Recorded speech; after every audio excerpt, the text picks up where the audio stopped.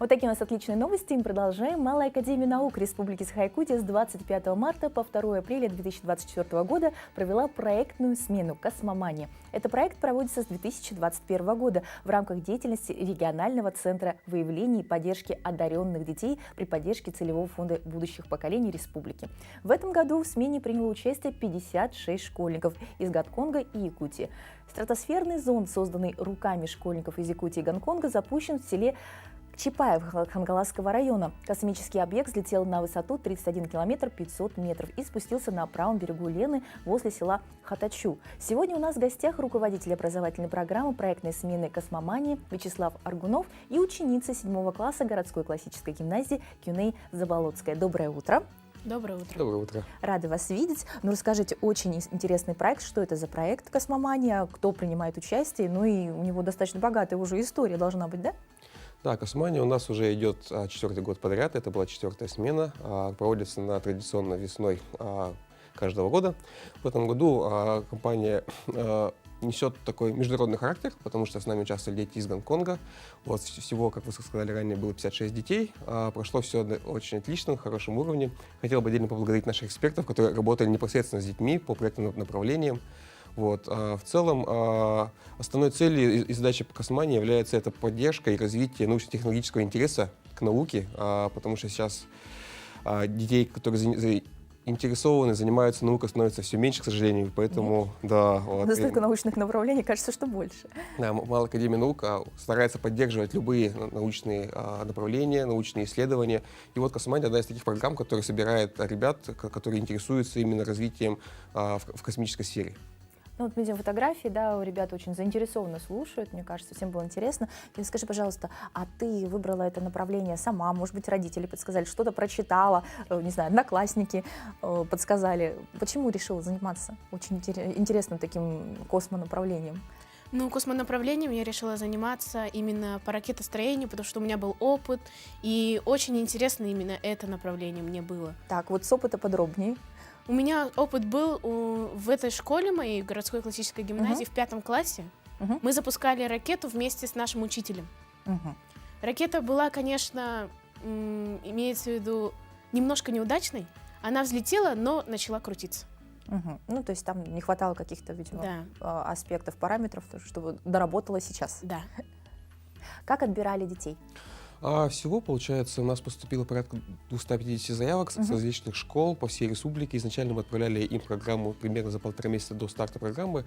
Основной момент, на который мы обращали внимание, это, конечно, участие детей в различных конференциях. Пусть это даже будут школьные конференции, региональные, наличие грамот, участие в олимпиадах.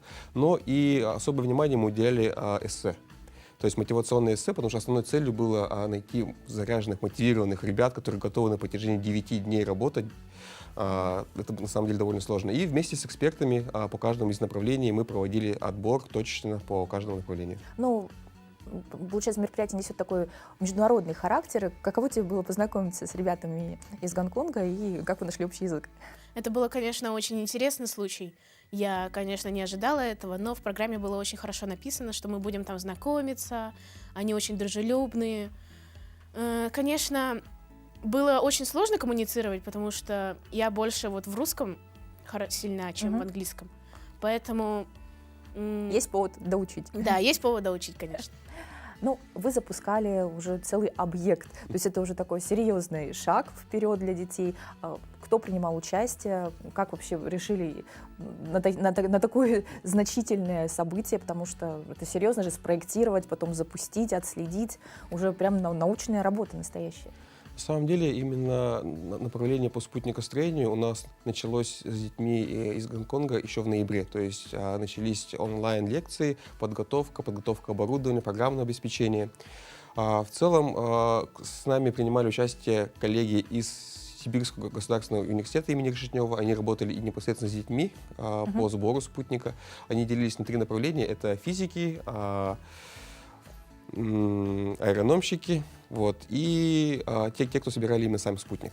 Можно сказать, что все прошло успешно? Да, все прошло супер, все прошло хорошо. Спутник взлетел у нас на отличную высоту, получили данные. А данные у нас именно по составу определенных газов по ветру, температуре, влажности, ПМ2,5. И вот, Это все очень сложно, да. но понятно, что главное, мы добились поставленной цели. Какие дальнейшие планы?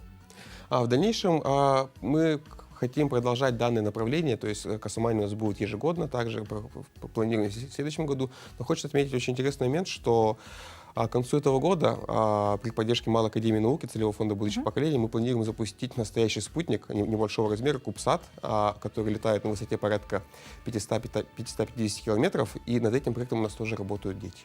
То есть получается, вы будете принимать участие? Да, я планирую принимать Вот, участие мы в теперь следующем узнали году. о планах кино. Какие еще знания ты получила и где будешь их применять в дальнейшем? То есть, может быть, уже есть какая-то новая тема научной работы, новые планы по конференциям? Может быть, ты в Гонконг поедешь? Нет, в Гонконг я пока не планирую ехать. Я именно собираюсь НПК написать про именно ракетостроение, как я ее запустила, что у меня там было, какие сложности были.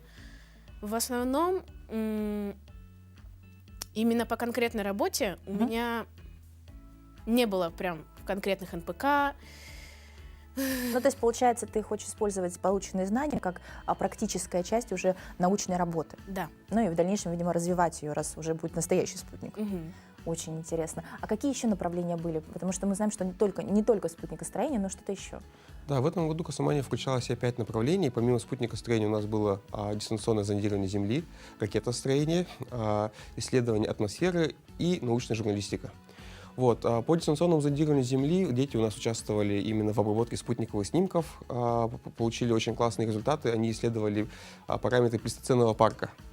Вот, по ионосферным исследованиям ребята изучали регистрацию очень низкочастотных сигналов, то есть регистрацию тех сигналов, которые у нас постоянно витают вокруг нас, регистрировали, исследовали, получали очень интересные картинки, данные.